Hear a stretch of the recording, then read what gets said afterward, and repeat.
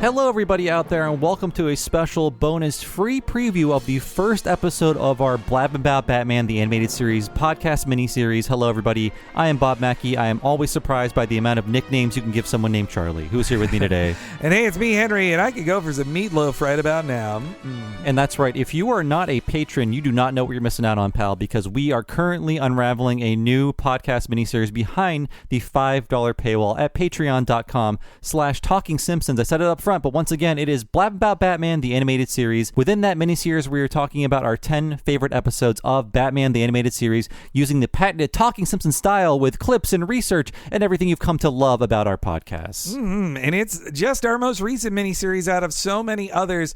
We have over 100 episodes of previous Patreon-exclusive miniseries covering shows like King of the Hill, Futurama, Mission Hill, and The Critic. And now our newest one is going to be coming your way every Friday at patreon.com/TalkingSimpsons. That's right. If you sign up today at patreon.com/TalkingSimpsons, you'll get to hear the rest of this episode and also a new episode every Friday throughout the rest of 2021. That is 10 episodes in total, along with our extensive back catalog of podcast miniseries we've been producing over the past 4.5 years. That is a lot to listen to if you are currently not a patron. Yeah, in fact, you get it when you sign up this month.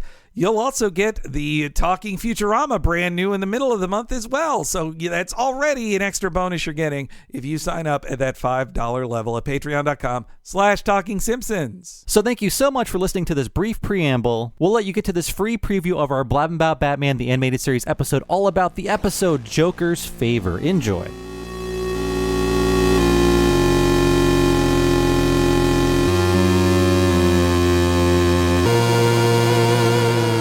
Everybody, and welcome to Blabbin' Bout Batman the Animated Series, the #1 podcast among crooks, weirdos, and geeks. I'm one of your hosts, the Wheat Loaf Enjoyer, Bob Mackey, and this is the Talking Simpsons Network's exploration of Batman the Animated Series. Who is here with me today? Hey, it's Henry Gilbert, and it is to laugh, eh, Mr. P? And today's episode is Joker's Favor. Oh, very funny. A million laughs. This week's episode aired on 9/11, 1992. We have 9 years. We're safe. And as always, Henry will tell us what happened on this mythical day in real-world history. The latest reports say that the wave of foolish hysteria is moving down 7th Avenue towards the financial district.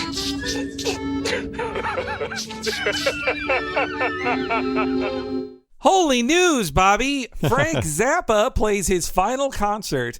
Blade Runner's director's cut is released in theaters, and Dr. Mae Jemison becomes the first African-American woman to travel into space. Wow, lots of big news. Again, this is a safe 9/11. Yes, we have 9 years before the Joker's ultimate trick. Oh God, it was the him Joker all along. That's my conspiracy theory.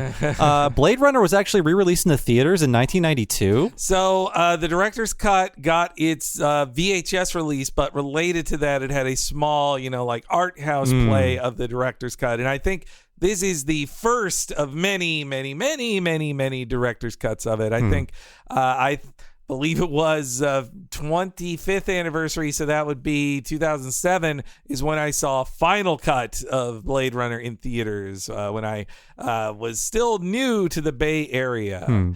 And the other news was Frank Zappa playing his last concert. Now, Yes. I only heard about Frank Zappa through his death because both Matt Groening and I think the people who made Duckman were fans of Frank Zappa. Obviously, his son was on Duckman, so two shows I liked had Frank Zappa in memorial cards. I mean, Groening was more than a fan; he was a friend. That's true. He brags all the time about I went Frank Zappa to this or that. Maybe even MST3K had one too. I think so. Yeah. I think to that generation of Gen X dudes, everybody loved him. They thought he was a fun guy who was very artsy and self-important. It made me think I should get into Frank Zappa, and I listened to a few songs and I said, this is not for my generation. But yeah, he didn't know.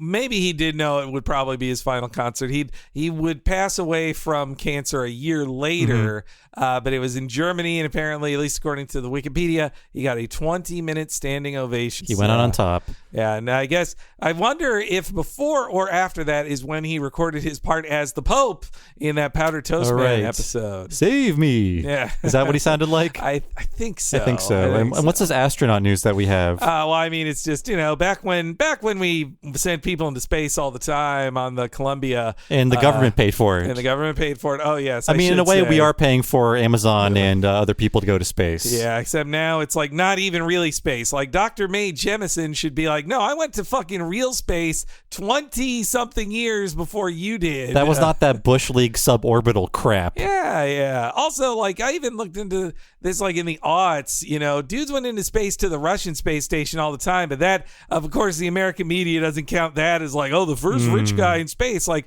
rich guys were paying to go into space to the Russian space station tons of times. They made fun of Mir. They're like, that crap in space. I know. I bet it's stupid and wrong. All these Xer and Boomer news guys, they can't let go of the space race stuff. It has to act like America's still number one in it. When we're number one in a lot of things, mostly bad. So that is what happened in history on 9/11 of 1992. Yes. We're down to our last 9/11s we can celebrate. Yeah. It's no longer, it's not a dark day in history yet, but it's a bright day in history today because we are kicking off our Blabbin About BTAS animated series. Sorry, it's a podcast series. We're just going to be very animated on it. Yes, yeah. And this is our fall 2021 miniseries, and it won the poll. So thank you all for voting for it. Sorry, Duckman. Yes. Better luck next time. He'll get his day one day. But Batman beats Duckman, as always, in the Battle of the Detectives. It's true. Yeah, and we've covered Batman the Animated Series quite extensively already in our podcast careers, so it totally makes sense that this would win. Our very first What a Cartoon podcast, Batman Heart of Ice. Yeah, and it was our first What a Cartoon movie as well. Yeah, The Mask of the Phantasm. Yes. Yeah. And I will say, because of that, I will not be covering the origin of the series on this podcast. If you want to hear all about it, check out the Heart of Ice and Almost Got Him podcast on the What a Cartoon feed. There's a whole bunch of behind-the-scenes info on that one. And yes, we'll be covering 10 episodes in total up until the end of 2021, and these are chosen by Henry and myself. We each chose 5. There was no other scientific process. We just each went with our guts, and there was only one overlap in our own choices. And this was it, right? Yeah, this was the one. I mean, it's like there are so many great jokery ones in here, for example, I almost picked Laughing Fish, but this is a better version of that. And also Laughing Fish it's one that's like so taken off the page from a comic that I feel this is cooler because it doesn't take as much inspiration from a comic page. I think the only one of the ones we picked that is super off of an old comic book page is the Demon's Quest, but that's because like the Ra's al Ghul, I felt like we had to do the Ra's al Ghul one. But yeah, the interesting thing is that our 10 episodes cover the gamut of the seasons very well. We do 5 from the first huge chunk of episodes, 3 from the second chunk of episodes, and 2 from the smallest chunk of episodes. We're covering all 3 eras of the show, and it is fitting we're starting with this one because it is the TV audience's introduction to the Joker. This is the first one that aired starring the Joker. Production order does not matter with this series at all, by the way. No. I mean, yeah, in production order, well, it's like this same thing happened with Tiny Toons the year before from the same production company, where their first stuff in order, a lot of it like looked crappy because it's the first ones that make it looks worse. Like for example, the first Joker episode in production order is Christmas with the Joker, which is a fine written episode, but Kennedy Toons and it was just not on the same page as Batman the animated series. Yeah, I mean it's kind of striking when you rent the DVDs. I think it goes like On Leather Wings and then Christmas with the Joker. Yes, like 2 episodes on very different ends of the Batman animated series spectrum. And even though this is the opposite of how we do it with Futurama, I prefer we're doing the air order on this one for sure. Yeah, there was never an intended order. It was like, okay, what is coming in from Korea or Japan? What can we air? What's done now out of this 65 episode order? Because, sometimes with these 65 episode orders, it's all done right at the start. But a lot of the time it's like, well, we got 20 right now. And in 6 months or 3 months from now, we'll finally have the rest of them done. Yeah. So as we do with these miniseries, we do writers' corners and directors' corners for all the new people we run upon or run across in this podcast. And we have talked about him before, but our writer for this episode is Paul Dini, who is synonymous with Batman at this point in history, 30 years later. And it was funny, I looked up some old interviews with him, and he's made it clear, like, growing up, he loved all these, like, adventures and mystery stories, but he actually thought Batman was a little scary for him as a kid, so he wasn't a huge Batman guy growing up. But yeah, I did a little bit history on him recently too. If you guys want to hear me talk about Paul Dini related to his He-Man work, you should listen to my appearance on the Gayest Episode Ever podcast, where we covered one of his episodes. He wrote what I would say is the gayest episode of He-Man they ever did. But yeah, Paul Dini, he was one of those guys who's like, worked on a million 80s cartoon shows that it's crazy to think he went on to any prestige, because it was such just a factory back then. And his earliest work was starting at Filmation as an intern. Some of his first scripts was on junk like Gilligan's Planet. And then he moved over to Lucasfilm in the early 80s or mid 80s to help with the development of droids and Ewoks. And he said he really liked working with Lucas. And you would think that, like, Lucas set up shop in LA, but as he told it, he's like, no, we went to Lucasfilm in up in Marin County in Northern California, and he's lived there for a time helping develop the series. And also in the 80s, he wrote, like I said, He-Man, Transformers, G.I. Joe, Smurfs, all the things you did in the 80s as a work-a-day TV cartoon writer. And yeah, he said the first time he worked with Bruce Timm was at a real crossroads for a million people who would matter a whole lot in 90s animation, the 1988 Beanie and Cecil reboot series. Right. So many things spun out of that, like Ren and Stimpy, The Simpsons, and Tiny Toons. Yep. Yeah. From all those creatives. And Bruce Timm was one of the 5 directors on the series, and Dini worked with him on that series. And so Tim and Dini, like a big chunk of the Beanie and Cecil folks, moved over to Tiny Toons and under the new Warner Television umbrella.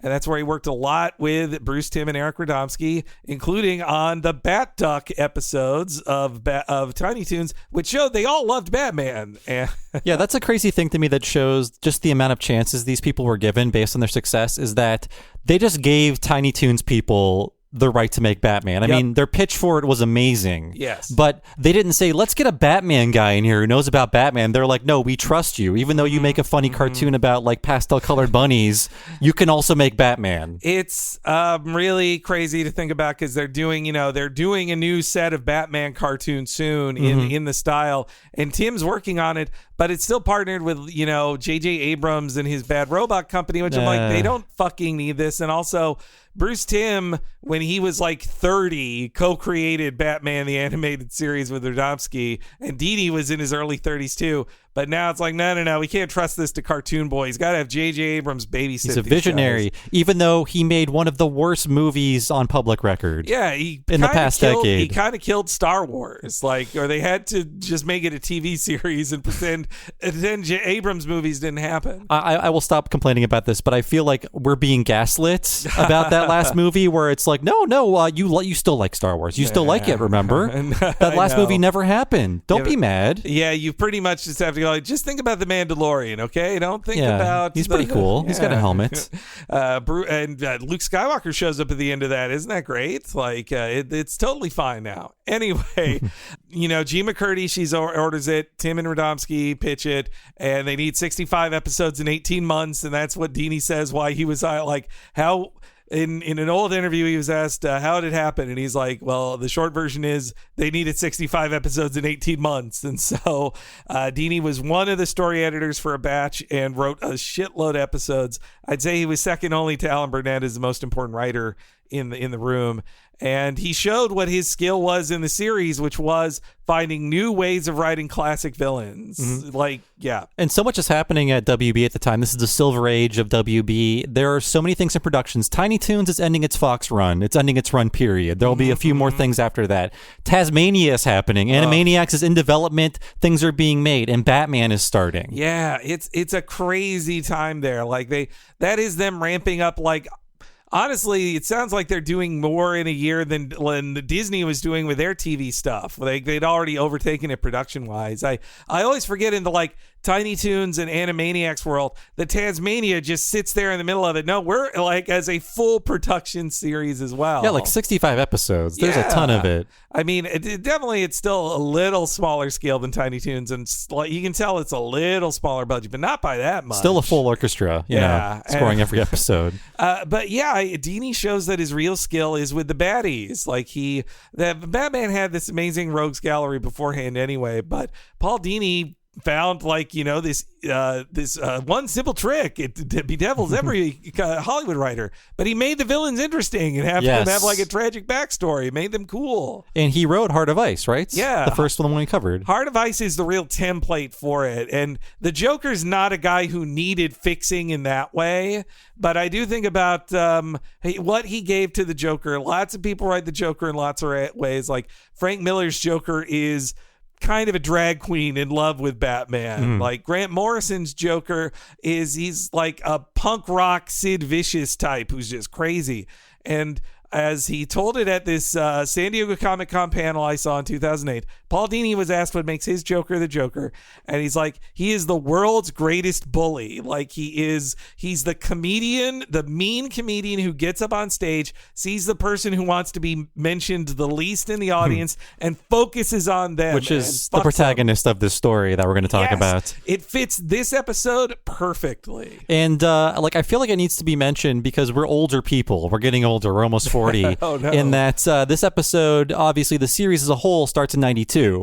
The Joker is about like 7 or 9 episodes in. The Joker is old news. New news is Penguin and Catwoman. The Joker was 1989. Who cares? Now it's always like, where's the Joker? Who's playing the Joker? When's the next Joker movie? And the same thing with Harley Quinn. Yep. But at this point in history, the Joker was not as cool as he is now, as popular. You know, when people think about the Adam West series, like Joker, we all think of Joker as number one, but Riddler was the number one villain on that show. Everybody thought the Riddler was the coolest and Joker was secondary. But now it's, Joker has been number one for a long time since. I think Mark Hamill really made it truly the number one spot. For sure. And Riddler gets so few episodes on this series. It's a real inversion of 66 Batman. Well, you know, if you watch in 66 Batman, Riddler and Joker have so much in common anyway. Like if Joker overtakes the series, like if you can't find a specific thing that makes it a Riddler story, then you should just go like, well, if it's like a guy like with elaborate plans that are overly dramatic and tricks Batman, just make it Joker. Why are you wasting time on the Riddler? I think Frank Gorshin vamped as much as Mark Hamill does in the Joker role. For sure. Any more Paul Dini facts? I mean, we talked a lot about him on this network. I think he even wrote like the Freakazoid episode we did. Yeah, so this the Batman show is an interesting transition for him. So Tiny Toons wins Emmys, and he gets his first Emmy on Tiny Toons. Batman wins Emmys, and Batman becomes so big that he pretty much stops being a workaday guy for everything. And he's like, no, I'm just in this DC world. I'll work on Batman. Once Superman starts up at Kids WB, I'm working on Superman and Batman at the same time. When it's time for Batman Beyond, he helps redefine that too. And then after the Return of the Joker, I think it really is, he kind of leaves the DCAU. Like he doesn't work with Bruce Timm as much as he did before, and the rest of that group as he did before. Like he'll write an episode here and there of like the Justice League show, but he kind of does his own thing. Like he works on either personal projects like his original comic co-creation Jingle Bell, which if you look her up, it's like, well, that's just Christmas Harley Quinn. But he also was like Christmas Harley Quinn goes to summer camp. But he also like was a showrunner of the Duck Dodgers series in 2004. Plus he was working on a ton of superhero films that got lost in development hell. Like he was working on a Batman Beyond live action thing until Batman Begins came out, and they decided like, nah, that's what we're doing with Batman. You know, one thing that really annoyed me about doing research about this show is that Tim Burton was always very dismissive of this show. Really? And I think he was mad that they used the theme for Batman Returns for the show. That's bullshit. But it was really all about Danny Elfman wanting to get TV royalties. So he conspired to have his theme be the theme to the TV show to get money for every time it aired. It was a Danny Elfman plot. That was really smart of the Elfman. And maybe too, that was Elfman getting back at him for taking away his voice acting as Jack Skellington. Yeah, I guess they were on the rocks at that point, right? Yeah, maybe, you know, or else maybe he did this first with the soundtrack, and then Burton's like, you know what? I don't think you should be Jack Skellington's voice anymore. You're just going to sing it. This is what caused the fight. But yeah, Tim Burton, kind of a jerk about this show. Yeah, that's bullshit. I mean, that shows you like he was maybe seeing like he lost the spirit of Batman, like that these guys understood Batman more than him. But and yeah, then in 2009, he kind of left DC entirely, and he was working on he actually worked on some Marvel cartoons like Spider-Man and the Hulk. But his vision of Batman the Animated Series would persist under him on the Arkham games. Like he's a writer on Arkham Asylum, also has story credit on Arkham City, and not visually, but if you play those games, they are very much this world with a lot of the same actors. And I've pointed out before, but he plays Dr. Gene Splicer on Tiny Toon Adventures. Yes. It's a caricature of him. I don't know if he does the voice, but because of that, because there are so few villains in that world, that guy's in every one of those old video games. So you can fight Paul Dini in the old Tiny Toons games. And he's also, I mean, clearly fanboy, and Freakazoid is drawn to look like him too. Since then, he's in the last few years, he's lost a bunch of weight. He is, happily married to a magician that he can live out his Zatanna fantasy in real life. And yeah, unfortunately though, he hasn't written a lot. I think I've never seen this publicly, but it definitely seems like him and Bruce Timm don't work together anymore. Like they work together a lot and they don't anymore. And I can't say why, but there's been all these Harley Quinn things. He didn't work on none of them. He has created by credit. Like if you go to IMDb, you're like, oh, look, he's got credit on all these Harley Quinn things that have happened in the last 5 years. It's just a created by credit. He's not a writer on any of them. I wonder what's up with that. Yeah, I don't know. I mean, I think he and Tim have different views as to the direction things should be going with Batman. Sure, yeah. I think, I think Dini, but the synthesis between them is so good. I think they're both horny in different ways for the Batman universe. We need two different kinds of hornies. One horny for magicians, one horny for double butts. The infamous double butt. Yes. I will, last thing I'll say about Dini and his time there, I've said it before, but people really should read it. If you want to see a story about his time working on the show back in 92 or 93, Paul Dini's autobiographical comic, The Dark Knight, art by Edward Rizzo, is about a traumatic event that happened to Paul Dini while working on this show, and it's very interesting. If you'd like to see a book, a very honest and raw kind of story from Paul Dini, set during the time of working on this series. So I want to talk about the director of this episode. He is not held in the same esteem as Bruce Timm or like Eric Radomski, but he is a major part of this show. His name is Boyd Kirkland. Oh, yeah. Unfortunately, he did pass away a decade ago at the age of 60, but he was a major influence on the show. He directed 24 episodes of the show in the Fox era. He was a sequence director on Mask of the Phantasm, and he was the director and co-writer of the Sub-Zero movie, which is very, very good. Oh, yeah, man. That's the Sub-Zero movie rules. Like he is definitely one of the top directors the animated series had. So how he got the job is it's very easy to explain, kind of boring. He saw Tiny Toons, was like, oh my God, Warner, I want to be there, especially if they're going to be working on this Batman series I heard about. So he went there and got hired because he has a very long history in animation. His bona fides were hard to turn him down, I guess. Yeah, he did work on a bunch of crap, though, as most people did before the 90s. So, well, yeah, I don't blame anybody for having, I said with Dini as well, it's like if you worked in the 80s, you worked on crap. That's all you had access to. Which is why he started in 1977 as a layout artist on Scooby's Laugh Olympics. I think one of the better shows. Yeah, I mean, of the Hanna-Barbera output in 77, probably, I think so. At least it was the Avengers Endgame of Hanna-Barbera. It was the Jellystone of its time. Yeah. So yes, he worked at Hanna-Barbera up through the early 80s.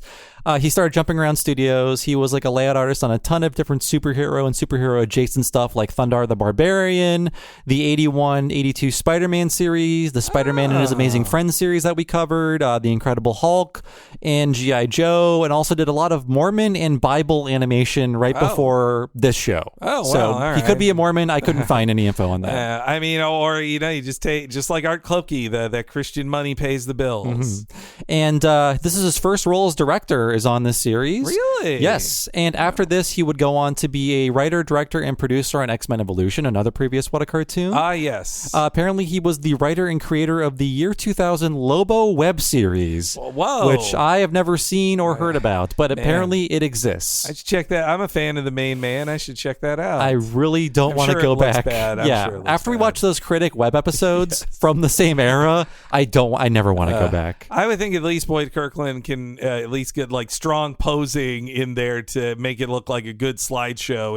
Even if the budget's shit on it. And his last role was a director on The Avengers: Earth's Mightiest Heroes, another What a Cartoon. Yeah. He passed away in 2011. All of his episodes aired in 2012, so posthumously his episodes all aired. Very sad, but that's why that show looks so much. The best Marvel cartoons were when they just said, let's just hire the Batman people. We're getting our ass beat by Batman. Let's just hire whatever guys are available from Batman. And one sad credit that he is the director of Happily Never After 2. Oh. The direct-to-video sequel for Happily Never After, a Shrek ripoff. Man, the first one was bad enough. Boy. When you read about this one, it's like Andy Dick did not return to voice that character again. You're like, if you can't get Andy Dick back. Andy Dick's like, nah, no, thank you. I'm good. I'm too good for this. Yeah. I found my money for illicit things elsewhere this month. Boyd, you gotta take the pay where it comes in that animation world. It sucks. And overseas animation on this one is by Dong Yang,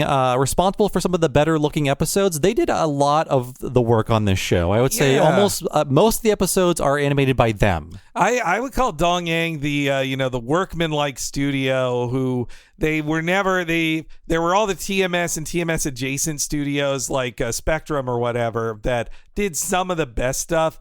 But Dong Yang you could count on for this is early in their time, but you could count on them for just quality stuff. And that's why they were I think they did every episode of Batman Beyond, I think. Really? Okay. Yeah, or half of them with one other studio. They did most of the second Fox season of the show, which is 20 episodes. And then for a lot of their work, Spectrum actually did layout for Dong Yang. Oh, okay. We're going to be talking a lot about these overseas studios, but my ranking for Korean animation studios from this show is Coco's number 1, Dong Yang number 2, ACOM number 3. ACOM would be fired from this show. They didn't like ACOM's episodes. Yeah.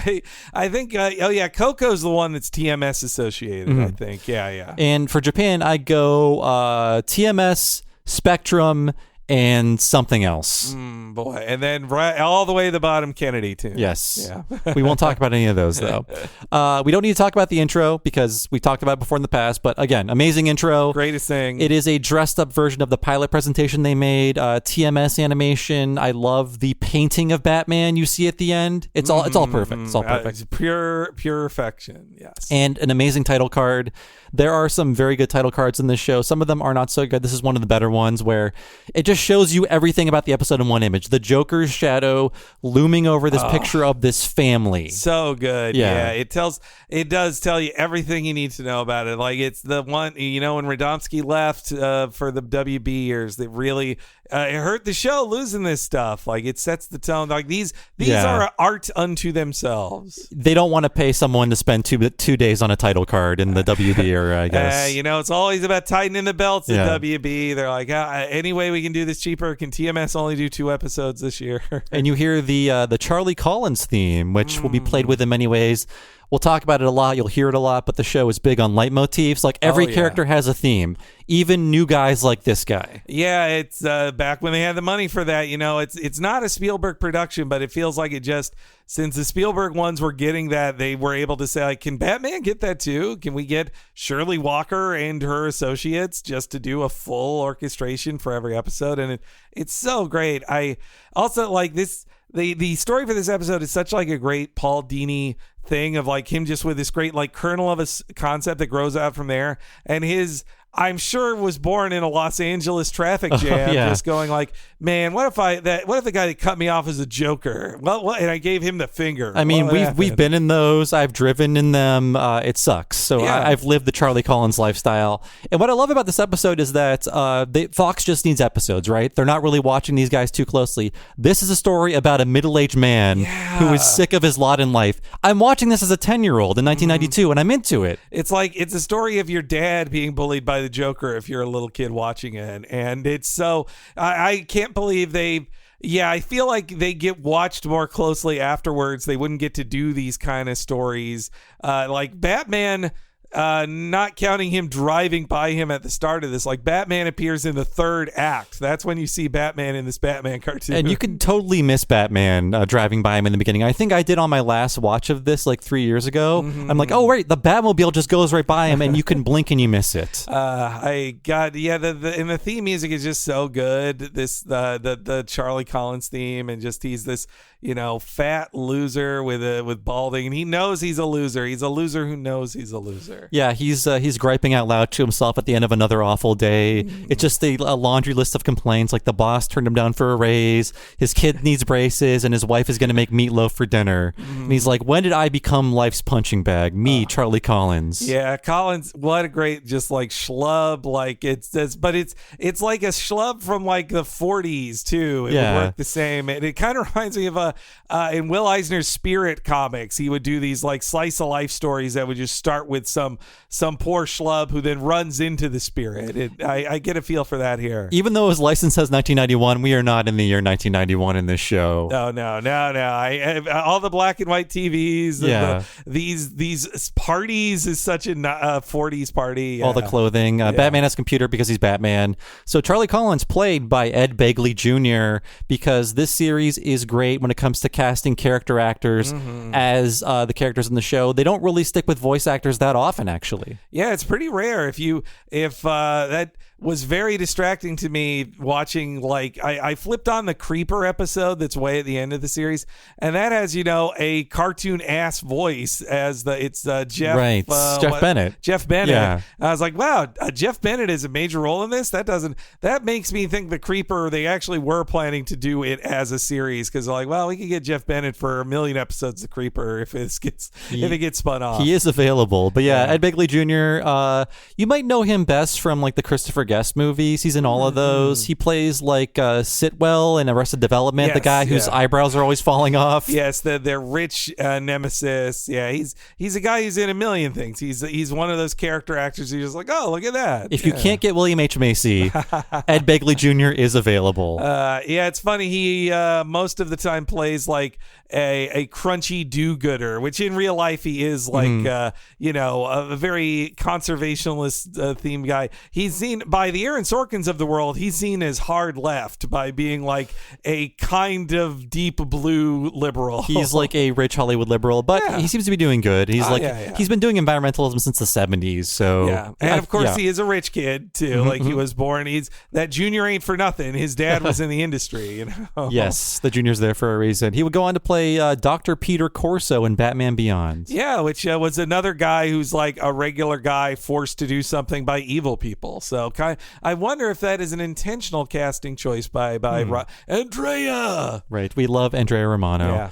Yeah. So Charlie suffers 3 indignities on top of everything he suffered throughout the day, where the ball game isn't playing because there's an escaped madman, right? Who could that be? Read the title card up front, you'll know. Yeah, that's so great. As a viewer, you're waiting for the Joker. You're like, when's the Joker going to show up? And you're watching this loser talk about it. And they have the baseball team in Gotham, the Gotham Knights. That's the name of the team. Fitting. Mm-hmm. So he's got to pull aside once as all the cops scream past him. Then the Batmobile is bearing down on him. He's got to pull aside again. And then this station wagon with luggage on top of it cuts him off. My question is, did the Joker kill a family to steal this car? I think that absolutely. Yeah. I think Batman, this shows that Batman also like messed up. Like Batman's going in the wrong direction. Joker's way behind him. I think upon watching it now, I don't think I noticed last time, but it might be there to signal like the Joker will hurt your family. Yeah. He's just done it to get this car. We don't know if they're alive or dead or who had to suffer to get this station wagon that was clearly on the way to some other destination. Yeah, I absolutely believe Joker murdered a family and is driving around in it. But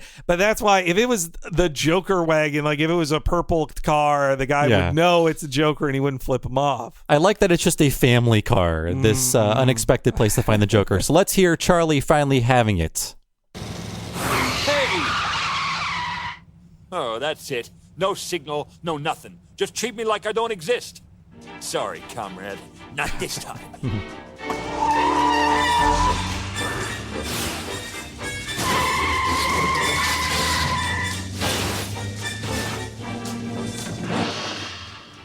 buddy. Yeah, I'm talking to you, clown.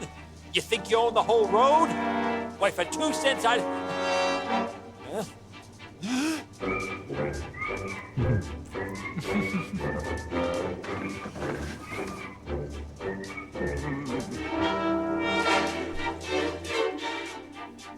That was the Joker. I cussed out the Joker. I like how we briefly lapsed into the action version of the Charlie Collins theme, which Yeah. it still has like the Oompa music in the background, so you don't take it too seriously. But whatever that farty instrument is perfect for him. It's typical for a loser. The look of Joker's grinning face at the guy, like when you see him reveal, like, oh, what you get? Like the Joker's grinning face says, I am so excited that I found a victim to victimize. Like, oh boy. You've given me the chance to respond, sir, and I am in control. And I feel like it was the kid-friendly version of this, but Charlie shaking his fist and then turning into a wave, I feel like Dini really wanted him to have him flip the Joker off and then turn it into a wave. Oh, yeah. Because he's like, I cussed out the Joker. You didn't really cuss him out. You called him a clown. I am certain that they drew middle finger versions of that in the offices. Yes. I feel very sure of that. Yeah. I also just cussed out. I mean, but that way of saying, like, for 2 cents, like, what a perfect setup for a thing the Joker's gonna, and the way the Joker just very relaxedly puts his hand up, like he's like signaling, I'm gonna move my car into this lane now. Like, Charlie cannot escape the Joker. He's sweating. He jumps over a ton of lanes, careens towards the exit. I love the cool trails on the headlights and taillights they add. Yeah, not digital. Remember, not digital. They kind of drop that. Like, it's not there's many car chases after this, and I think in Mask of the Phantasm they do it, but it's pretty rare to see the tracking lights in later episodes. Yeah. So he's driving along this pitch black street. He thinks he loses the Joker, but then the Joker pulls out right in front of him. Oh, I would just T-bone the Joker if I was Charlie. Just give gun it a shot. Like, you know what? If I die, we'll both die together. But he's just he doesn't want any trouble. Also the great shadow work on both of their faces because they're all lit by just headlights. It's really good. So Charlie pulls away from the Joker, just blasts through this fence into a park. His car obviously just stalls out on the hill to make his bad day even worse. Another bad thing happened to him today, and he starts racing up this cliff. He runs out of breath, just slumps against the tree, and that's where the Joker finds him. There's your 2 cents. Now, what are you going to do to me? Listen, I'm sorry, really. I had a bad day. Boss turned down my raise. Now look, my rude friend. We can't have people cursing at each other on the freeway. It's simply not polite. I'm just going to have to teach you some manners. Please don't. I have a family, a wife, a little boy. Please, I'll do anything to make it up. Anything. Anything, says you? Uh-huh. Okie dokie.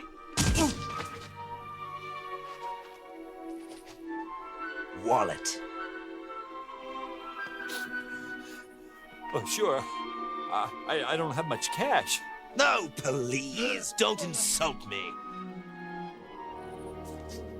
Charles Michael Collins. That's you. Lousy picture, though. Lousy. Address, height, weight, blah, blah, blah. Righty. Oh, chuckers. So that was the first time the TV viewing audience saw this version of the Joker. That was his first appearance, and different than the Nicholson version. Obviously different than the Romero version as well. A perfect introduction to him, man. Just he walks in like it's calibrating you for like you are terrified of this guy, and this is not a Joker origin story. Like, they're not bothering with that. They're just like, you know who the Joker is. You're scared of him. Like, he's not the clown prince of crime, like goofball or anything. He's a terrifying guy who talks, like, just gets right in your face. And just broke out of jail. I love the framing of him because he is lit by his own car's headlights, standing on a hill above Charlie, lit from behind. So when Charlie looks up at him, he's like looking at God. Yeah. This thing that is so much more powerful and bigger than him. And his hat, I love hat Joker. You know, he doesn't always wear his hat, but it's such a great, it's almost like it also makes it feel old school. It's like, I put on my driving hat. I'm the Joker. After watching this again, I'm sick of these sloppy Jokers. Yeah. I'm sick of the Leto Joker Ledgers and the 2019, who's that guy again? Joaquin Phoenix? Joaquin Phoenix Joker, and even R.I.P. Heath Ledger. Sloppy Jokers all around. Let's get a classy Joker in there again, folks.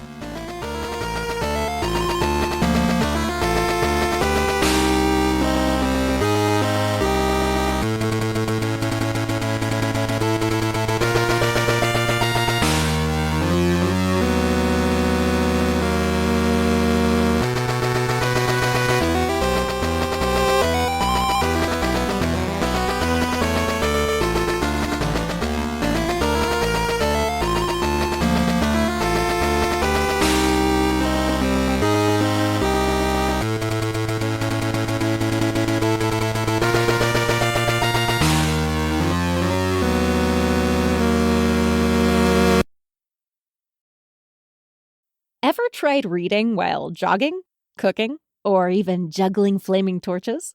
Yeah, it doesn't end well. But with audiobooks.com, you can conquer books without the circus act. Dive into over 450,000 titles, including more than 10,000 free ones. Get hooked on a bestseller, find your next obsession, or finally read that classic you've been avoiding since high school. And here's the inside scoop. Sign up today for a free 30-day trial and snag your first 3 audiobooks on the house. Sign up for your free trial at audiobooks.com/podcastfree today. That's audiobooks.com/podcastfree.